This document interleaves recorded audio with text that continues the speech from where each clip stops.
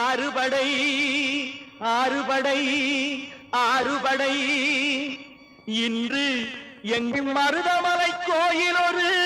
7 படை 7 படை 7 படை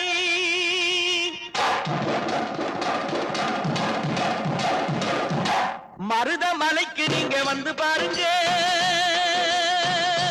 ஒரு தரம் மருதமலைக்கு நீங்க வந்து பாருங்க ஈசன் மகனோடு மனம் விட்டு பேசி பாருங்க